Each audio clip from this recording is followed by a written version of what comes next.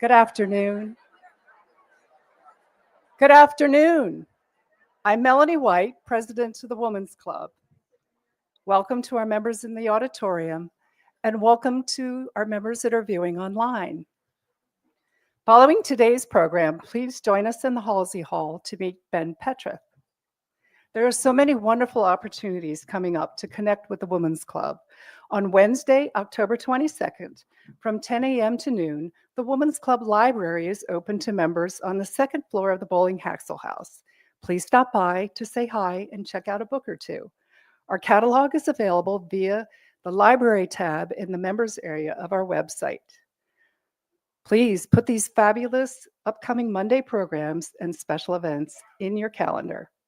On October 27th at 2 o'clock, right here, Geraldine Brooks will talk about the art of the historical novel, making fiction from fact. On October 29th, from 10 o'clock to 12:30 p.m., the first session of the special events watercolor class series on holiday cards will take place. Registration is required for this, and they've extended it until October 24th. Now, drum roll, please. On Thursday, October 30th, from 6 to 8:30 in the evening, we will gather for the very last time in our old auditorium before our new renovations begin. It's time to kick up your heels and have a good time. If you're sentimental like I am, then you're going to want to say goodbye before we say hello to our beautiful new home. And this is your chance.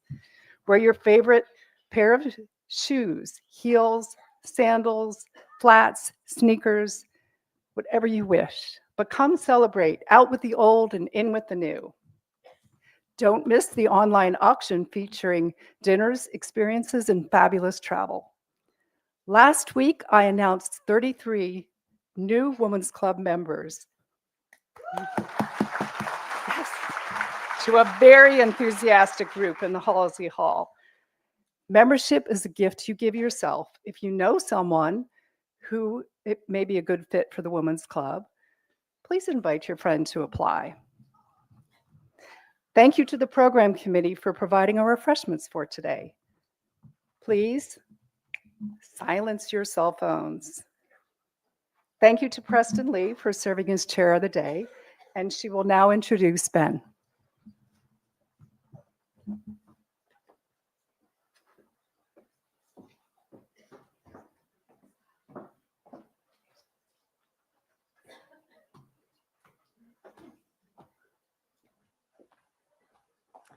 Good afternoon. I have long admired Ben Pentreath's work, so when I was notified that he had a book coming out, I immediately placed a pre-order. When the book arrived some months later, I was not disappointed. Having now read the book cover to cover, I can say that not only is Ben Pentreath an award-winning architectural designer and decorator, he is also an engaging and informative writer. Ben's work embodies the highest principles of traditional and classical architecture, as well as urbanism in contemporary society. He studied art history at the University of Edinburgh before attending the Prince of Wales Institute of Architecture. After working for 5 years in New York and then with the Prince's Foundation, Ben started his own practice, Ben Pentreath Limited, in 2004. Since then, the firm has grown to occupy 2 beautiful studios in Bloomsbury, London. Ben is also co-founder with Bridie Hall of Pentreath and Hall, one of London's most distinctive interior and decoration shops. Ben is the author of several books, including the newly released An English Vision. In 2023, Ben was awarded the prestigious Richard H. Driehaus, thank you, prize, given to a major contributor in the field of contemporary, traditional, and classical architecture. He is one of the youngest laureates of the award. Ben and his husband, Charlie McCormick, split their time between their homes in London and Scotland. Please give a warm welcome to Ben Pentreath.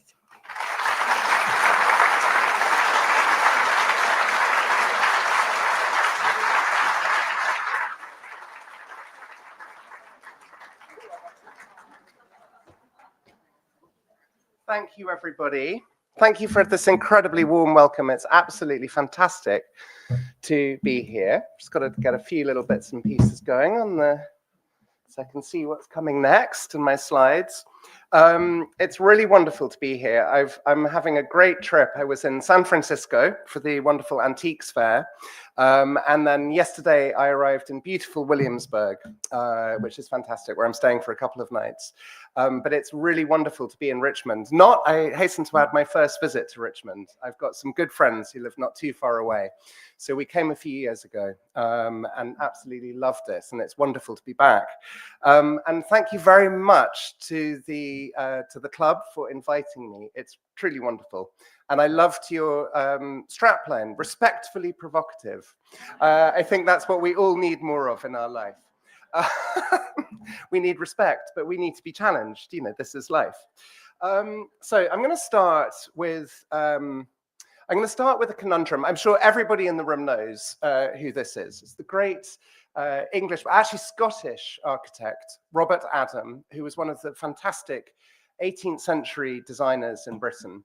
And I start with this because when I've been asked to talk about the book a bit and what's included in it, there's quite a sort of funny story about the book where the editor at Rizzoli, he's a lovely man, to start with, they got very confused because I wanted to do a book reflecting all of our practice, which is to do with, as we just heard so kindly, to do with urban planning and design, architecture, and interior decoration. And these days, you won't find a lot of people who do all of these different disciplines. And so the Rizzoli editor was like, well, this is all very well, but which shelf of the bookshop are we going to put your book on? And the problem is in life, and I'm sure some people in the room are designers, and you'll know exactly what I'm talking about, that the world has become increasingly compartmentalized and specialized. And what I love about people like these great 17th and 18th century architects like Adam is that they were universalists. They worked across many spheres. Obviously, you know, let's face it, we're in the land of America where, you know, some of your greatest presidents were also great writers or architects. I'm thinking of Monticello, Mount Vernon, you know, and this sort of polymath world in which people bounced across all sorts of spheres is something which I find very inspirational. This was the Adelphi development in London that the Adam brothers designed. I'm sure that many of you in the room will have been to Edinburgh, that beautiful capital city of Scotland, and wonderful Charlotte Square, the wonderful urban scale development at the West End of Edinburgh, which they also designed. They were working on these huge city scale projects. They were working on country houses. This is Kedleston in Derbyshire. They were working on paneling and plasterwork and incredible furniture. They were very lucky that their furniture collaborator was a certain person called Chippendale. So they just had to do a little sketch of the most insanely beautiful furniture ever made, came out of the Chippendale workshop. And they were designing everything all the way down to the doorknobs. And that is something for me which I take huge inspiration from. And I really love to work at all sorts of different scales and different sort of designs.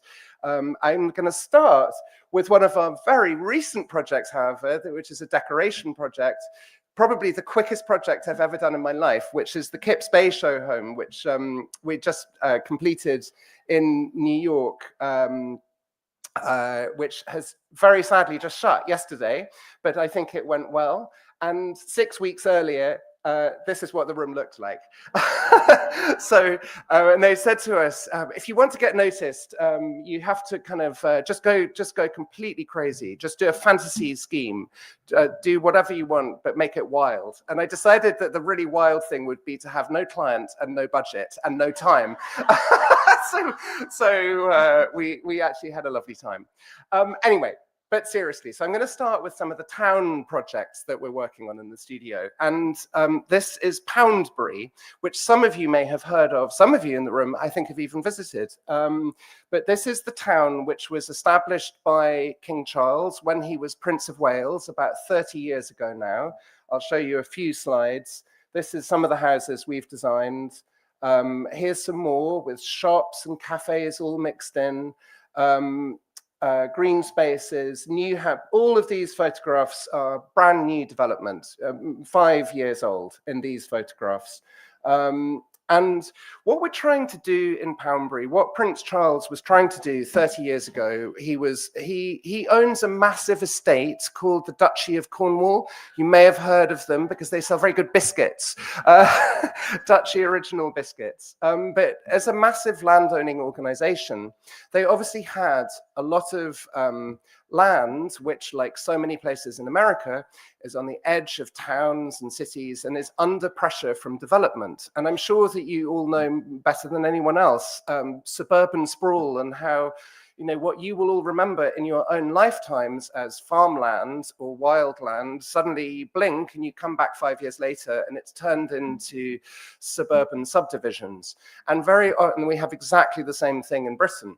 And very often these places are very disconnected. You know, the only way that you can get in or out or get around is in a car. There's no what we call mixed use. So there's no shops, cafes, restaurants, businesses. That's just housing. And then if you drive down the road, that's where you get to the retail center. And if you drive further down the road, you get to the leisure center. And if you get further down the road, you get to the shopping center. And the only way that you can get between all of these places, from work to home to nature, is to get in the car.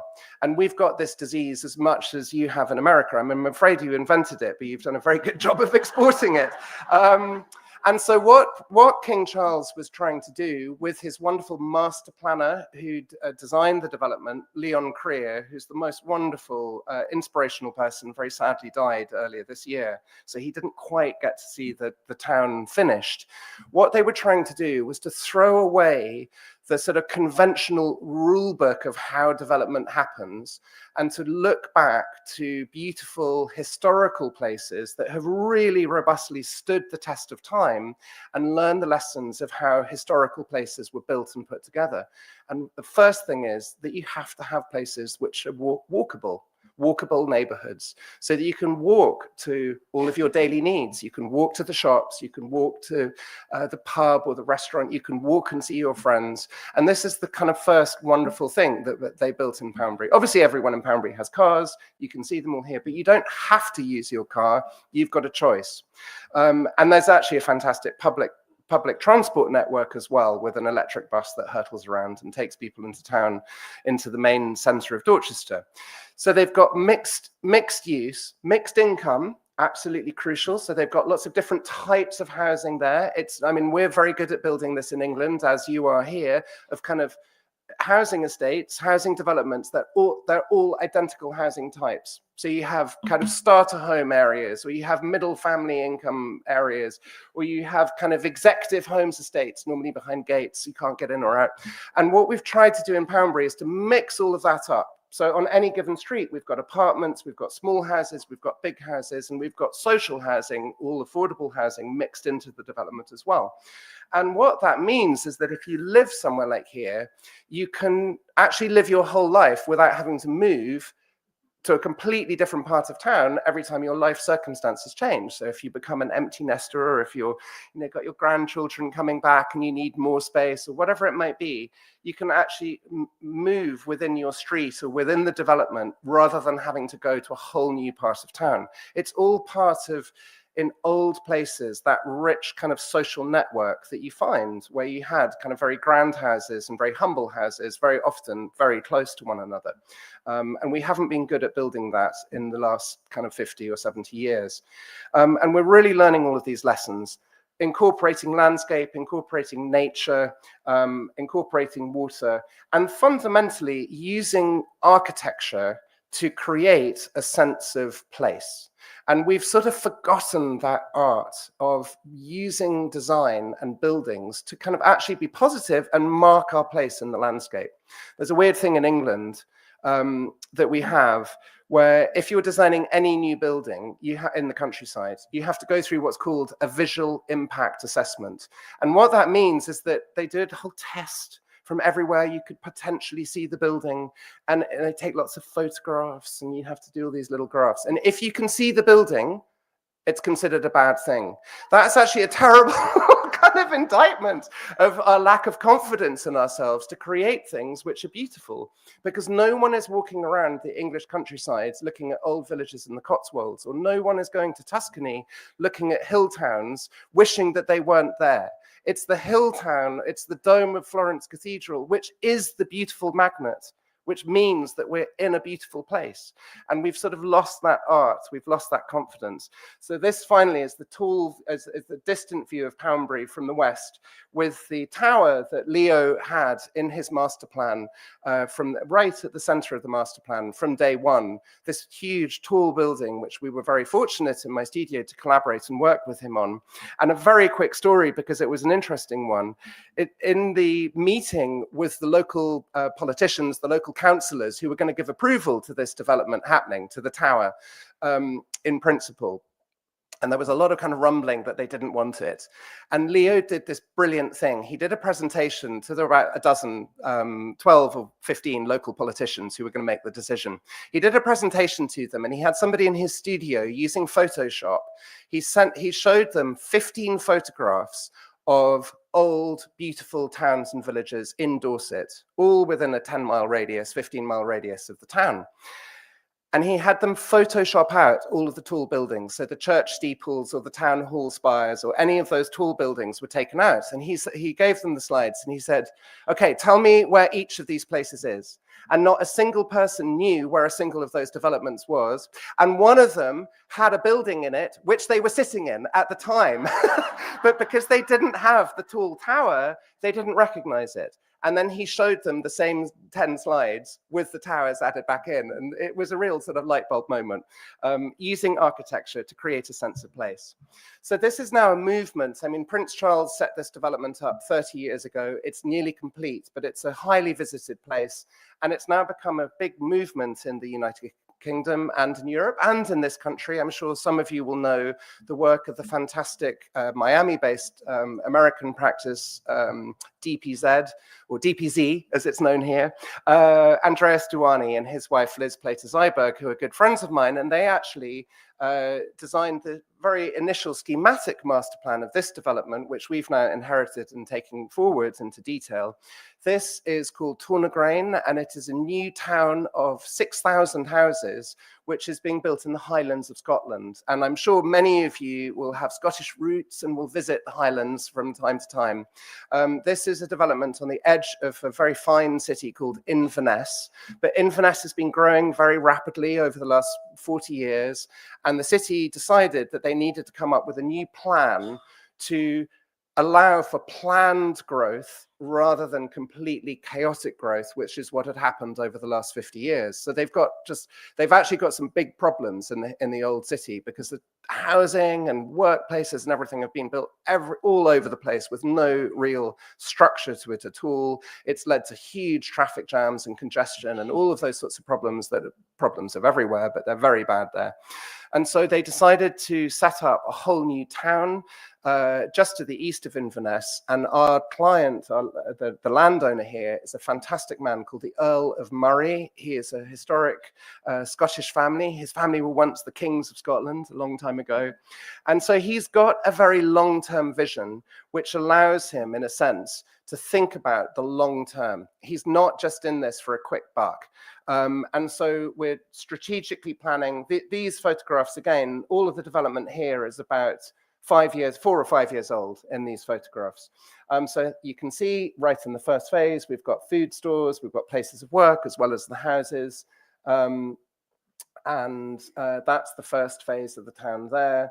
Pharmacies, chemists, there's a new cafe opened, there's a school opening very soon in about a year, which is fantastic. That'll make a huge difference. There are allotments and walks and nature all around. These are some of the new houses. And then there's a nice aerial view of the town. You can see the allotments off to the left, and that's the little nursery school, is the green building. And it's a really, really fantastic project to be working on. I absolutely love working on these big urban scale projects. Obviously, you know, particularly in this part of Scotland, you do not have kind of big budgets to work with and lots of kind of lavish architecture. It's all very simple and it's very plain and humble, actually.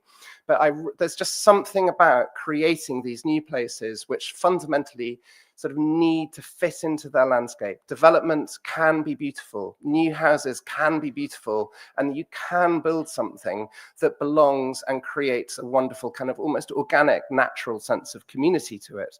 But in the interest of speed, I'm going to hurtle on into some of our new houses.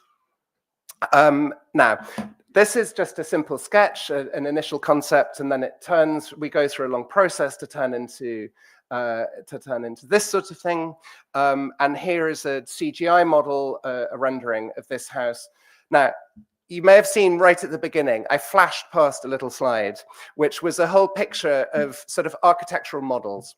And I'm afraid that when I make a model, it's because the house is not going to get built. And I'm afraid that this one is going to have a model because very, very sadly, it took a very long time to go through planning, which is that we have to get permission for everything in Britain. It's quite hard. It's quite hard building. And by the time we finally got the planning approvals through, my lovely clients had got worried about the whole cost of the project. That's another issue. And they had got worried. There's a view looking back across the farmland, back up to the house. And they had sort of lost interest. It had taken us about 4 or 5 years to get planning. As Andreas, my friend, DPZ says, he's always like, wow, it's amazing. It was quicker to win the Second World War than to get planning for a building in Britain. Anyway, I'm going to Texas next. After this, I'm going to Dallas. So I'm hoping to put this slide up and persuade a rich Texan that they need to build a Palladian villa on their farm. But anyway, so then it won't need a model. This is a house that, this is a project that didn't get away. Now, this is what the house looks like. This is a project which I did actually many years ago now. It was about 15 years ago we started in Oxfordshire, near Henley. Some of you may have heard of beautiful Henley, where the rowing happens, the rowing regatta. And this is what it looked like when I first got there. And it was a pretty weird sight, as I can imagine you're thinking. So you have this really crazy sort of architectural confection right in the middle. Now, that is a facade designed by a fantastic classical architect in England, who I'm sure many of you will have heard of, called Quinlan Terry. He's really, in a way, the grandfather of the classical movement in the classical architectural revival in England. He's been working since the 70s, and he's a wonderful, wonderful person. And in the early 80s, he was asked by the then owners of the house to design a new facade for the central part of the house. And it is quite a bizarre facade because it's actually bolted onto an old brick house behind. And you can sort of see, you can't quite see in this photo, but if you actually walk around the edge, like the stone facade on one end sticks out. It's literally like a piece of paper stuck onto the house. But what I found strange was not so much that, but it was just the bit off to the left, which had been added to this rather pretty little Georgian house in the 1960s. And when I got there, I was like, hang on, surely like this is asking somebody to put some makeup on when they've actually got, you know, some bigger surgery is needed. Anyway, so we moved forward and we turned that, was the appearance when I first got there, and then it turned into this. So what we did is we knocked down that big wing on the left-hand side. We kept the central section, as you can see, and then we built 2 new large wings on either side in Portland stone, which matches the stone in the middle. And the other stone is called flint. We'll see another house made of flint in a bit. And then a wonderful landscape created around it by my friend Pip Morrison, who we collaborate with a lot. And I think the next slide will show us what the house looks like from the rear, from the garden side of the house. And so you can see actually the amazing thing there. I mean, as I say, I'm staying in beautiful colonial Williamsburg. I mean, that little house would not be out of place in 18th century Williamsburg. It was built in about 1720 or 1730. You can see exactly the same sort of window detailing and brick detailing, lovely clay tile roof. But it had this rather awkward wing off to the left, which was a single-story drawing room, very narrow. It actually was very hard to furnish room. It felt a bit like being in a railway carriage. And off to the right is what you sort of see behind that extension we looked at, slightly artfully concealed behind those trees. Anyway, so that was how it was when we found it. And then we turned it into this, where you can still see we've got the central section of the house. And it's actually on a really big, beautiful piece of land with wonderful mature trees. So this has been a really wonderful project to work on. Off to the left of this is this wing facing the knot garden. That was in one autumn that I took that photograph, and then later in the summer. And it's just really one of those projects where somehow everything worked. I had the most wonderful clients, just really the loveliest people, very patient, very careful, very slow and thoughtful. And we really took our time designing everything. It's kind of, it's just been an amazing project. This was their swimming pool building in the garden, which we thought we would have some fun with. I've got a bit of a sort of, I've actually got a personal phobia of indoor swimming pools. I don't like them. I don't like swimming with the smell of chlorine, and I don't like being too hot unless you're, like, if you've got clothes on, but you're in a pool building, it's sort of unbearable. But there you go. What I always try and do, the most important thing if you're in a big room is that you need to have a tall ceiling. There's nothing worse than being in a huge room with a low, mean ceiling. So we designed it as if it was an old 18th century orangery that somebody had then inserted a swimming pool into later. So it was a wonderful room to work with, and such a wonderful project, really. Here are some shots of the interior, which is all basically, with the exception of 1 or 2 small paneled rooms, a completely new interior.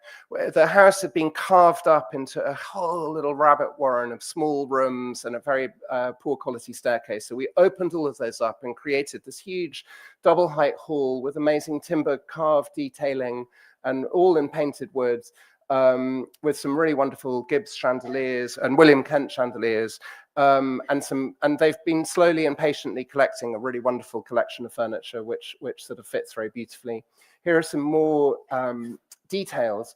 And one of the things you can just see here on the staircase on the right-hand side, the stairs made of oak, and then this wonderful plaster ceiling, which this is one of the great joys about working at this sort of project, where you get to collaborate with the most fantastic craftsmen and craftswomen. This ceiling is designed and made, well, we designed the concept of it, but then brought forward by a fantastically talented husband and wife team called Jeff and Jenny Preston. And Jeff is a true artist, and one of the things which you hear time and again in the arguments as to why you can't build in a traditional language of architecture anymore is that you can't get the craftsman. It's a meme that I hear the whole time, and it's a total lie.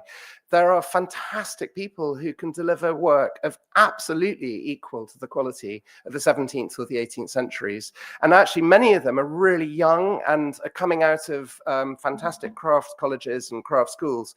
Now, a lot of their world is obviously working in architectural restoration and heritage, but actually it's these new, big, ambitious new projects involving stonework and carpentry, and plasterwork and beautiful lead detailing and glazing. It's these projects which pull together that whole industry and give them support and allow them to create apprenticeships and to train new people. It's absolutely vital that we don't lose these heritage skills, but it is the world of new construction which often gives them their kind of lifeblood. I'll show you a few more photographs of this house. So there's the library on the left, which is in panelled oak with bird detail, and a corridor, just a very plain architectural space, but you can suddenly convert something completely utilitarian into something very beautiful with some very simple restrained plaster detailing.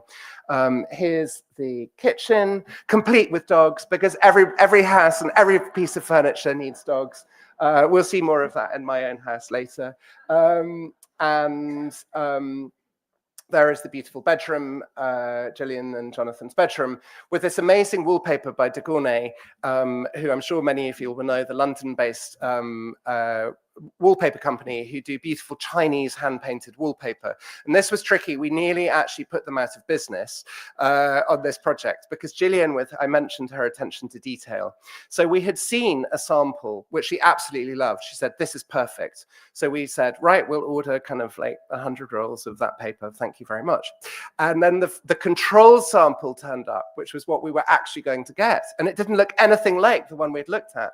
And I was like, oh, that's a bit disappointing. What's gone wrong? And they said, oh yeah, that one's been in our showroom for kind of 10 years. And it's just the effect of people unrolling and then rolling up this big roll of wallpaper for the last 10 years. It's just given it this sort of look. No, it doesn't come like that at all. And I said, but that's what we want. And this is going to be a lot of people in your factory in China doing 10 years worth of rolling and unrolling the wallpaper. Anyway, they struggled. And every time we thought we were getting close, Gillian was like, no. Not good enough. And anyway, they persisted, and we love it, and they love it as well. It was a great project to work on. Let me take a sip of water, and I will show you the next slide. Not every project is huge.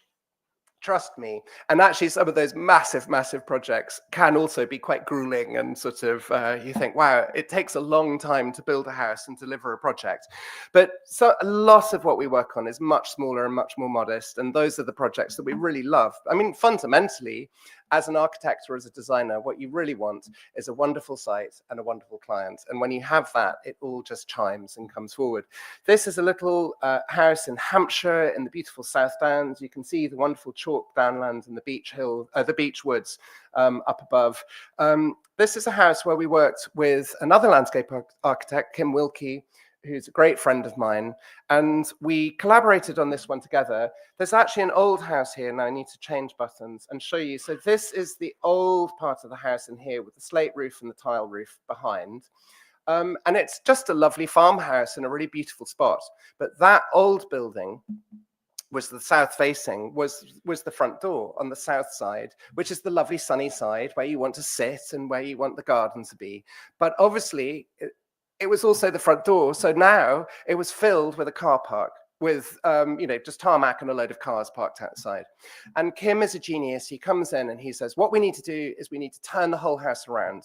We need to make the door on the front side. You come in on the other side of the house. So he created a master plan which showed a whole new way of coming in. And you can see the new entrance gates just tucked in there. And this is all a completely brand new wall that we built. And Kim, just because he's Kim, added a fake little old doorway. I've got no problem with that at all. I love faking things. It's fun. It'll really confuse people in the future. But it was instantly blocked up the day that it was built. And then we designed this new brick and flint. So flint is the material I mentioned at Fawley House earlier. It's the hard sort of volcanic stone that comes out of chalk. So chalk is that white, we have it on chalkboards, but the flint is this beautiful hard stone that you split in half and you reveal this wonderful kind of texture, and it actually has the most incredible feeling of age. That wall again is about 5 years old when I took that photograph, but it feels as if it's been there forever. And we also used a beautiful brick from a wonderful brick company, H.G. Matthews, who make hand-made wood-fired bricks in old kilns worked on just with wood. And so that's where you get those lovely smoky dark, the black headers as they're called. You can see those little dark gray short bricks in between the red ones. Now I will move on, which is my button. Sorry, here we go. There's the new little pavilion that we just built for a wedding anniversary. I actually, at this moment, can't remember if it was the husband's gift to the wife or the wife's gift to the husband, but it was the 25th wedding anniversary. And they said, if we are going to survive for another 25 years, one of us needs a room of our own. So that was that, and it was a lovely little. Kim had always shown a little pavilion in his master plan, and that's where it came. And so we completed that last year, and you can see a new bit of stone walling leading up to it. And then another building which is rather the same, an old farmhouse. This is in Oxfordshire, the lovely stone part of Oxfordshire, where the building on the left, which is this wing here, we did actually reface that elevation, but that whole building in there was existing. And then we massively extended and altered the house. And we wanted it to feel as if it had had a very slow, incremental organic growth, although it all happened in one go.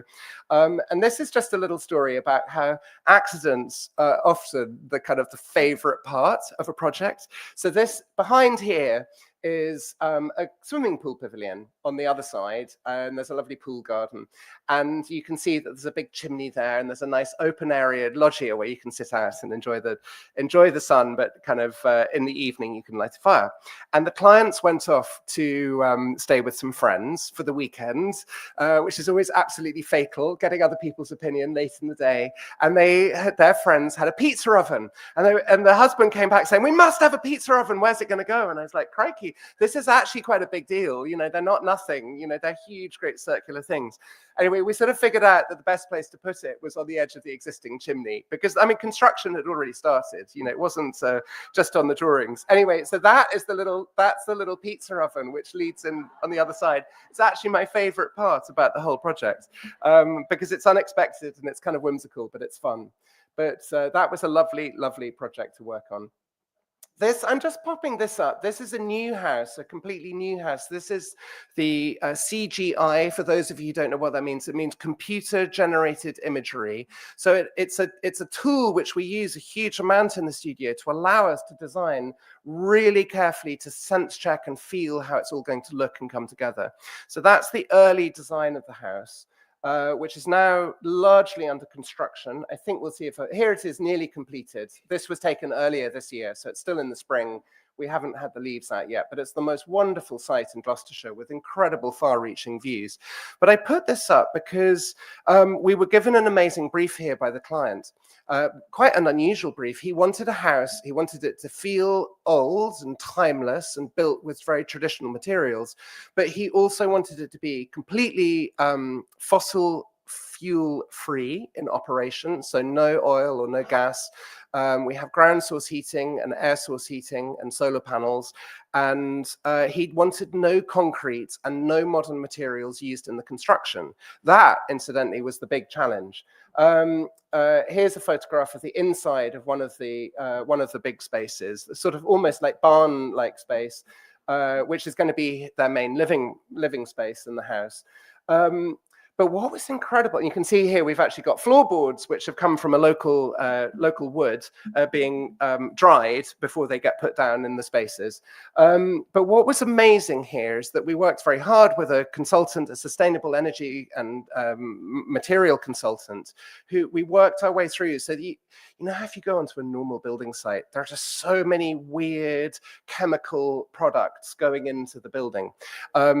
There's weird sort of kind of foam which comes in huge cans, and they love putting that everywhere to fill up the gaps, like, you know, and it's kind of either bright pink or bright blue or bright yellow, and I'm always looking at it going, oh, what is that? What's that going to be like in 100 years' time? We didn't have any of that here. And the builders talk to me a lot about how much they love being on the site, because if you're building a house every day, a modern, hermetically sealed, kind of modern plastic construction house, at the end of the day, if you've been inside all day for 8 or 9 hours working away, when you walk out into the fresh air, you can really feel it, and you just breathe that fresh air into your lungs. In this house, you don't have that feeling. It's really got the most amazing feel in it, and it's been really wonderful. It's not for every project. It's been quite slow to build, it's been quite complicated, and it has been quite expensive, but it was a really great one to work on. Here's another one. This is fun. This is a little project in Italy, which we're working on, Piedmont, to the north of Turin. Really wonderful site. These are my early sketches where we're working over a basic framework of a CAD drawing, but really trying to convey the texture and the materiality that we're after. And this is a new build on a site, and it's quite funny because we have an Italian architect collaborator on this project. He's the local guy who knows which official to bribe, which is a lot. And they all need a lot to get it through. My poor clients had no idea what they were getting into. But the local Italian architect, there's a funny thing about architecture in Italy. If you've been to an Italian architecture school, despite the fact that you are surrounded by probably the most beautiful buildings anywhere in the world, they have an almost kind of moral belief that the one thing you cannot do is to copy an old building if you're designing a new building. And he thought that I was absolutely crazy. And I thought he was crazy. And we used to have lots of conversations with each other about how crazy we were or how crazy we thought the other one was. He literally couldn't get his head around the fact that we and my clients who are based in London were trying to create a new house that didn't feel like a crazy modern thing on top of the hill, but actually just belonged in its place. Anyway, that's now under construction. We don't have very much on-site involvement, so I'm hoping he's not messing it up too much. He might do. And this is another project in Italy, which we worked on a few years ago in Tuscany, where it was a really beautiful old villa, which had been heavily mashed around in the 1950s. And I don't know if you've ever heard the expression, poverty is the best preservative for old buildings.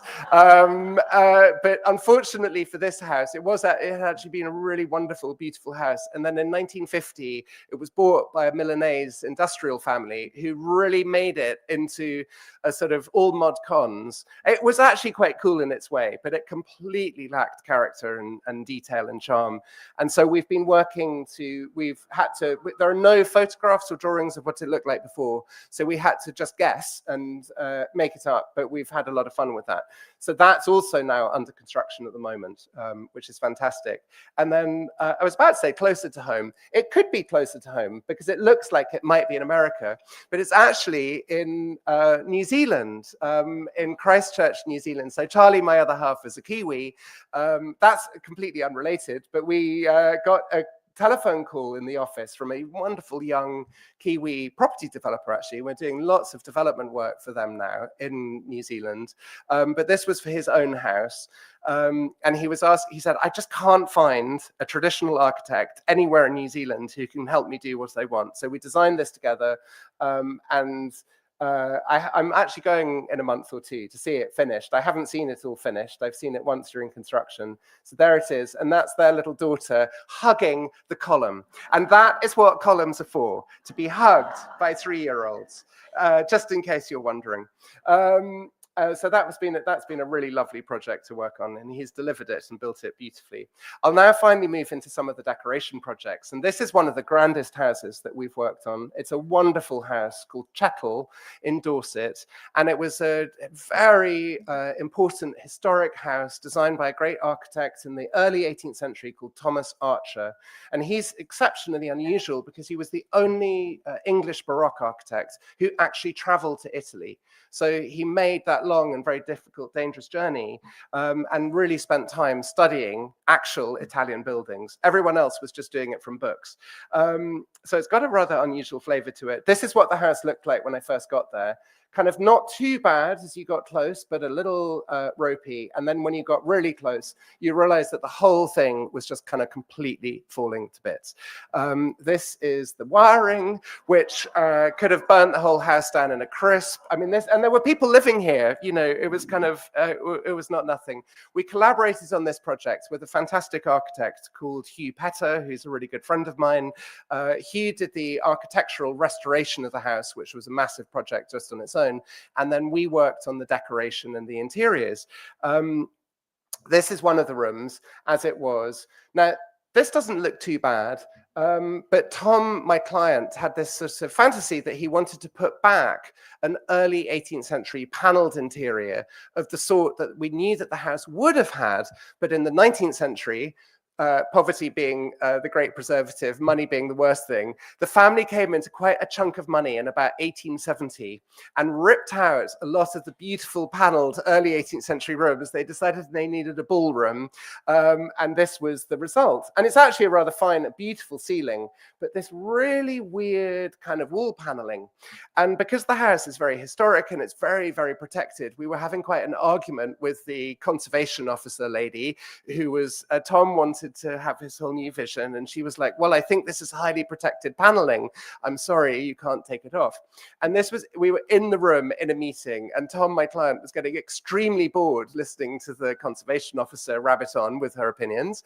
And he started, which is, you know, you have to just kind of live with it and move on. He started picking at one of these little pieces of paneling, and I was like, this is not a good idea.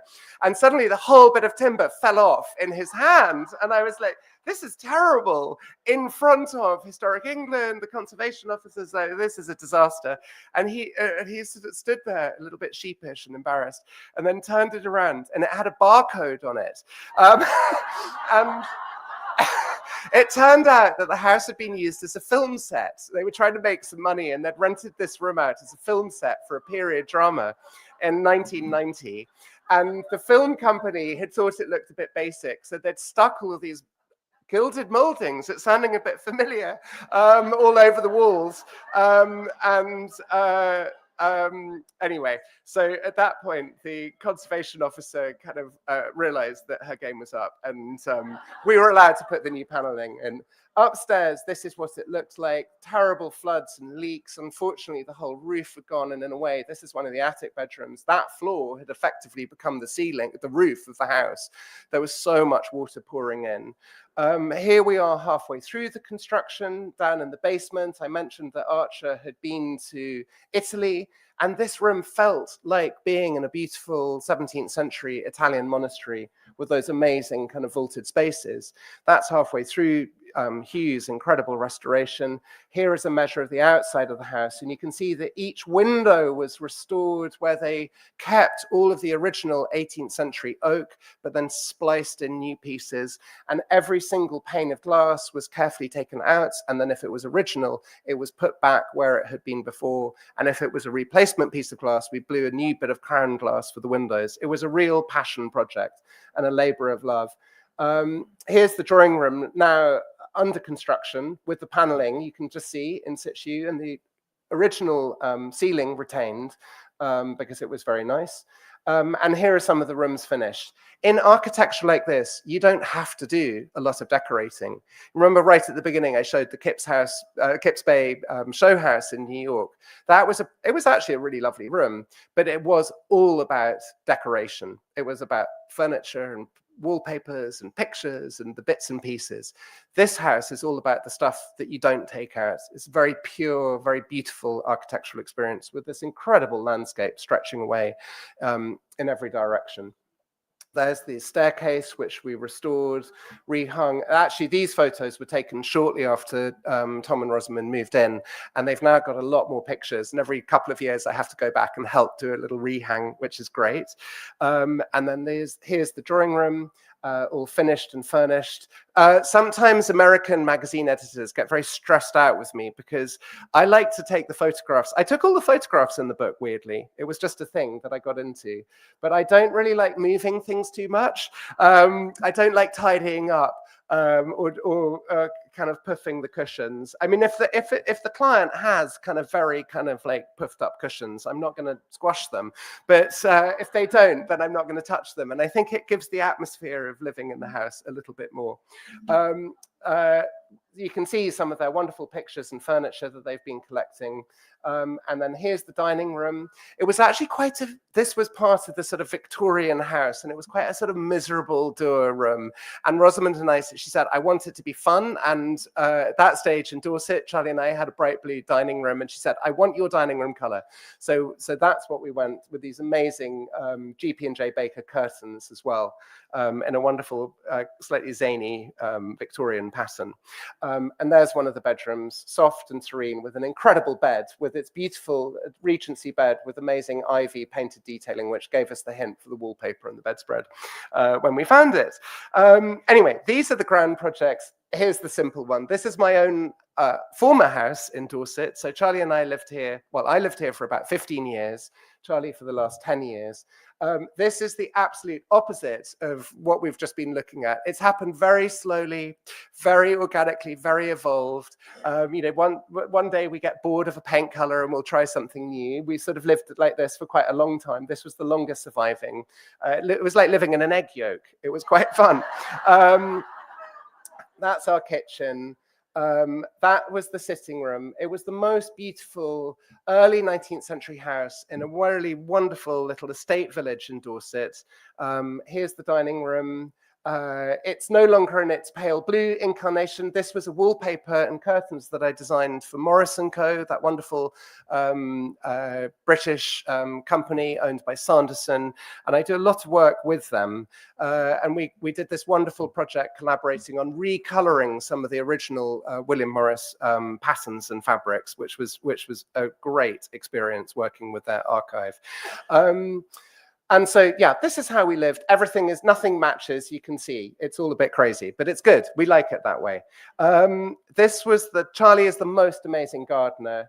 There's the house sort of in peak kind of high summer with the little church next door. So this was called the Old Parsonage because it's the house which the parson lived in. Now in England, you have different tiers. It's like kind of which part of the aeroplane do you sit in? I think that vicars were the richest, so the vicarage. Then it was rectors, so the old rectories. And then the parson was the poorest of the lot and the parsonage. So it's a simple, humble house, but it's the most spectacular setting in the village, next door to this beautiful little 19th century Victorian church, which we absolutely loved living here. This is what it looked like when I first moved in. So you can get a sense, when I first saw it, so you can get a sense of the transformation. But all good things come to an end. Very, very sadly for us, the wonderful family who owned the village where we lived, they were actually kind of like an old historic family. They'd owned the house and the village for about 300 years. And it was a really beautiful country house. They had about a 2,500 acre farm. And then in our little village was about 35 or 40 houses. And we were all tenants to Sir Philip, our landlord. It was a bit like living in Downton Abbey or something like that. It was actually a completely magical world, and we loved them to bits. And they had 4 children, but sadly, the family decided that they did not want to carry on living there. And Philip was the one who said, I'm going to take the decision rather than living out my days here and then giving this horrible dilemma to the children, because the reality was that the whole place was gently falling into the ground. I mean, quite a lot of the houses look like this still. We renovated ours, but it was all getting a little bit much for them to look after. So they took a very sad decision to sell the estate, and they were selling it as a single lot, hoping that a new family would come on and take it over. Unfortunately, that hasn't happened. It's sort of been split up into different ownerships and things, but it's just life. It's a little bit like living in an Evelyn Waugh novel, where things are you sort of think they were great, they're now less great. And a lot of people in our village got very doom and gloom, and we suddenly thought, hang on, this is a massive opportunity. Let's go and do something different. We thought that we were going to be there forever. And then we weren't, because we decided that we didn't want to live there with a new landlord. We were so in love with them both and the whole kind of nature of the village when we were there, that we thought it's better to have incredibly happy memories and then move on and have a whole new adventure. So we started house hunting.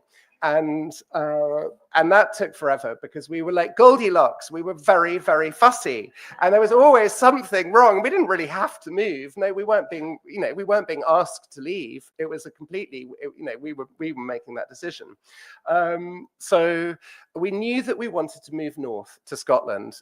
Here's a photograph of the house completely empty on our last day, by the way. So you just saw the kitchen, and there we are moving out. So we wanted to move to Scotland, and the reason for that is that we've got on the west coast of Scotland, this is a little pair of what they're called bothies, cottages, tiny little stone Scottish cottages on the edge of the sea. It's the most spectacular, peaceful, idyllic position in a county called Mid-Argyll. And we absolutely love it here. But the problem is it was a 10-hour drive from Dorset. And it was fine if we were driving up here because at the end of the journey, you had a really beautiful place and you were happy to have arrived.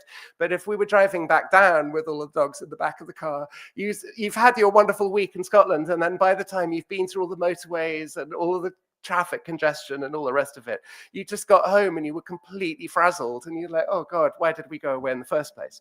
So what we decided to do was that we needed to be near the bothies in Scotland somewhere, or Northumberland or Cumbria up in the north of England. And it's also a wonderful part of the world if you've never been. It's sort of got incredible landscape, and it's a little more spacious, and there are fewer people, and it's just really wonderful. So we started house hunting, and as I say, we couldn't find anywhere we liked at all. So then I came up with a brainwave.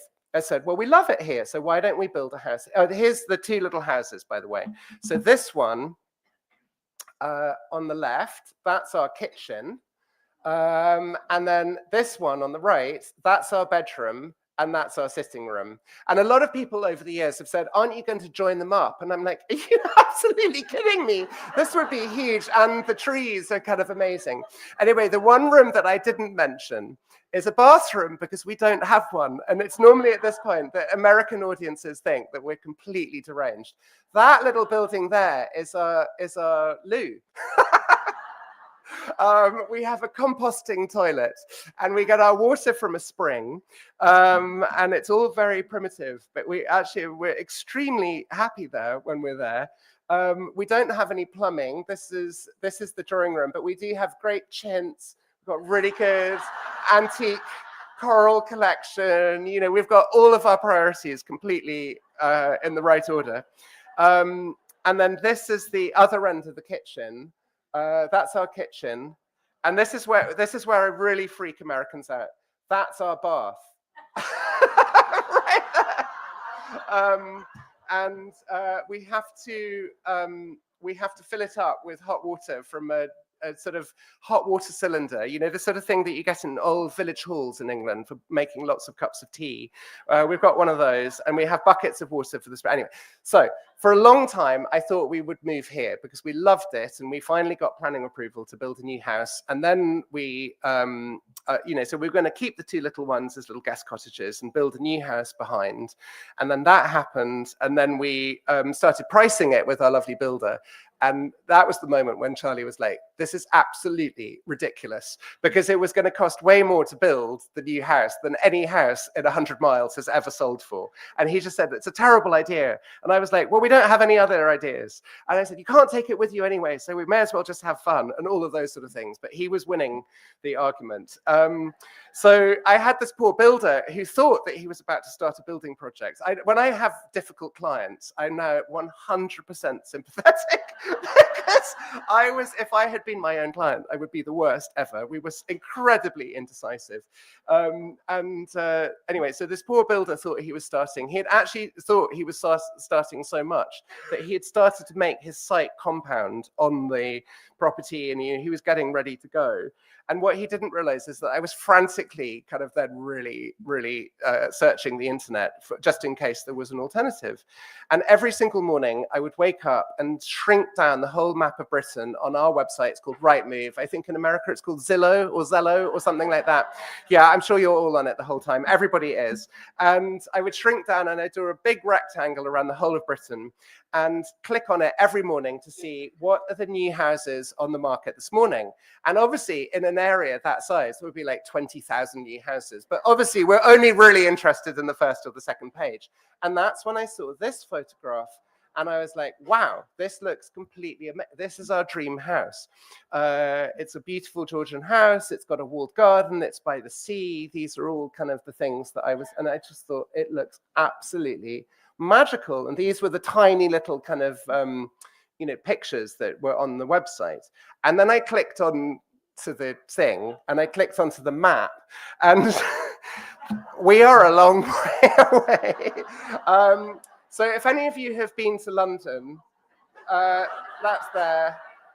Some of you might have been to Edinburgh, that's there. And then we're up here. So this is called Orkney. This is called Shetland, which you may have heard of.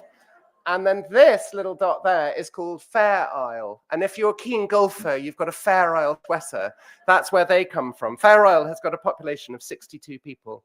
It's pretty cool. And I sort of vaguely knew where Orkney was, but I'd never been in my life. And if I'd been in a sort of pub quiz and they'd said, which is further north, Orkney or Shetland, I wouldn't have necessarily known the correct answer. And then, so Orkney is actually 70 islands. And the big island, confusingly, is called mainland, which just goes to show their worldview. And then we're actually on this little island here called Rousey, and Westness is our house there.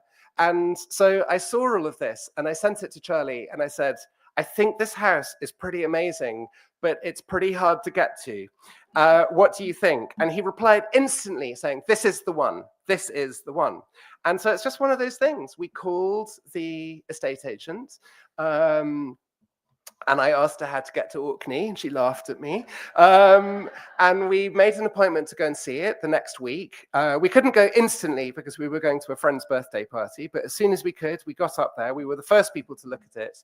And we were shown around by the 91-year-old lady who owned the house, who was an incredible woman. She was Swedish.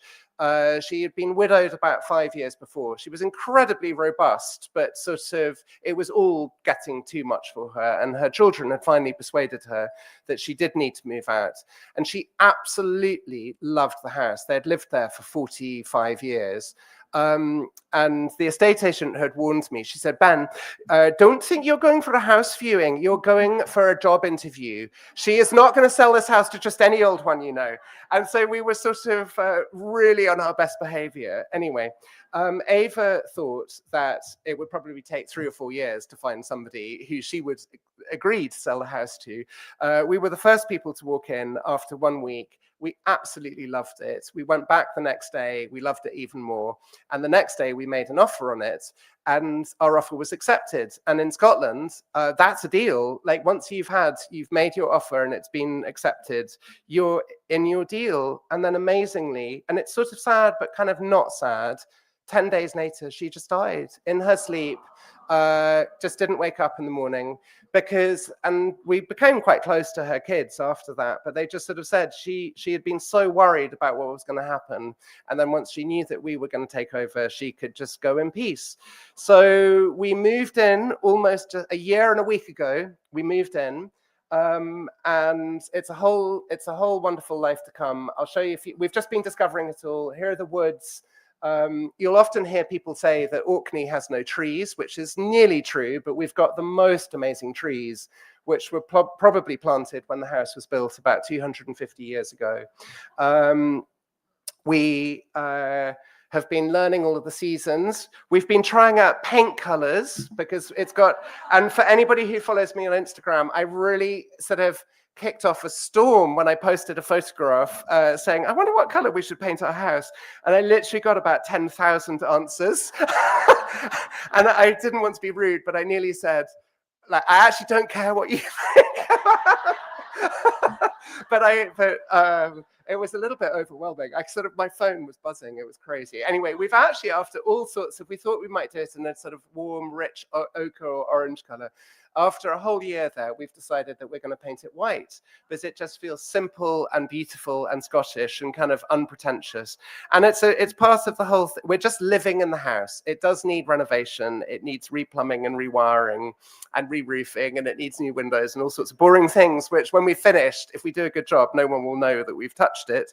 But for the first year or two, we're just kind of enjoying it and understanding and getting under its skin, as it were. And it's the most wonderful place. We also thought that, Orkney has got this because it's so far north. You get these very short winter days. The sun comes up at 9 in the morning and at 3 o'clock in the afternoon it's dark. And everyone's like, oh, how are you going to survive a winter? And actually, you just read lots of books, light the fire, have a nice time, stay cozy. But the house, this photo was taken in the middle of the winter. The drawing room is on the first floor. I don't know if I can go back and show you.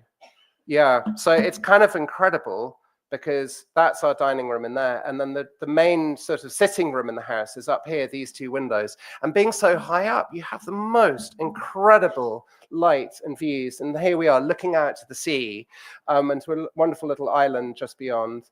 And it's just been incredible. We've loved every minute of it. Here's the dining room. This is special because the house in the 1890s was rented by this wonderful couple who were really leading lights in the arts and crafts movement. So the fireplace tiles you can see there are designed by a brilliant ceramic arts and crafts maker called William de Morgan. And the wallpaper you will recognize possibly as William Morris. And that was installed in the house in 1896. Unfortunately, it's only on that wall.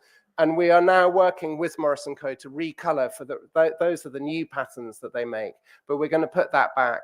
And then the drawing room ceiling also has a Morris & Co. wallpaper. It's the most northerly original Morris paper in Britain, which is kind of cool because there's no Morris & Co. wallpaper in Shetland. So that's us. And then meanwhile, Charlie, who, as we've already seen, is the most amazing gardener, has just been going absolutely ballistic. So this was the garden, part of the walled garden, the old vegetable garden in April, end of April this year. There's one of our little doggies, Sybil. And here it was in June. And it's been really, really crazy. So that's a whole adventure to come. And we're currently writing a little book about our house. So I'll have to come back next year, maybe with Charlie. And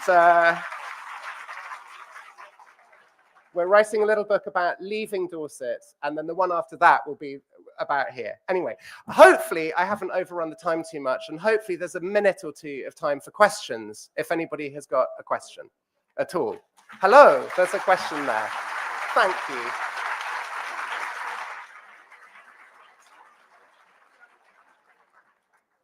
Yes.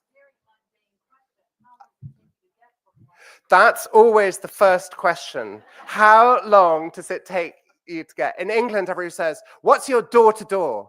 This is all very well. What's your door-to-door? It's actually not too bad. I'll go back to the map. It'll make it much easier to explain.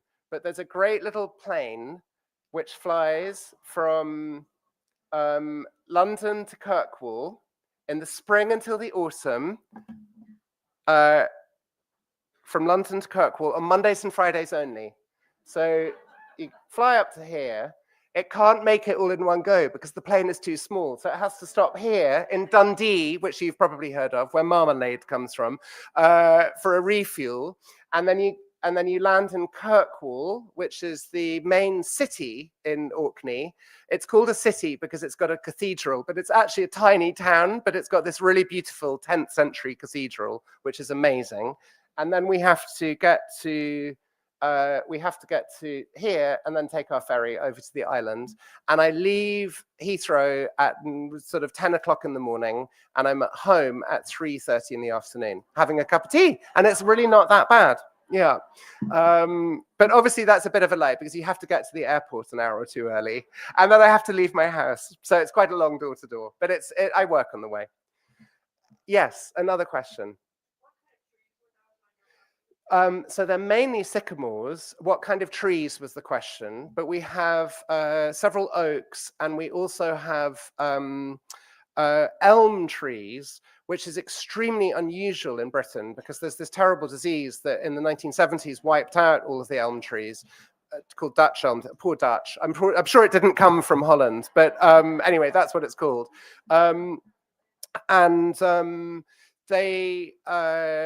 It didn't make it. It's a beetle, and they never got to Orkney. So Orkney has got, 200-year-old elm trees everywhere, which is fantastic because they're beautiful trees. And then, yeah, I'll end on that veg garden picture. It's a nice one. Any more questions? Yes, hello.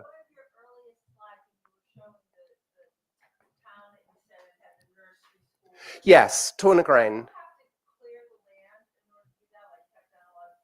No, so the question was, in the town planning projects, do we have to cut down the trees to clear the land? Now, it was farmland, second-rate agricultural farmland, but wherever there's a tree, basically, we keep the tree. I mean, unless it's a very poor specimen or is dying or hasn't got very long to live. I always try and save trees.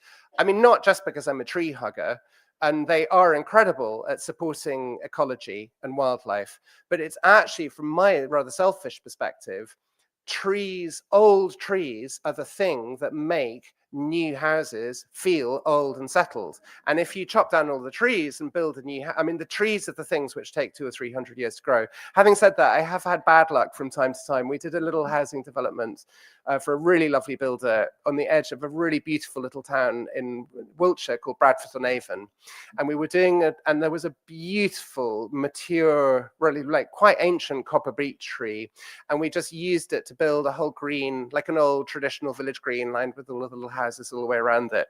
And we, it was quite complicated actually saving the tree because of root protection zones and all the rest of it, but we did. And then shortly after the builder started construction, the tree got struck by lightning. And it just died. And I don't know if it was an omen from heaven, but it wasn't great. Yeah. Hello. So the next book, so the book on our house in Dorset is coming out next autumn, a year from now. Yeah, that's when I'll be back.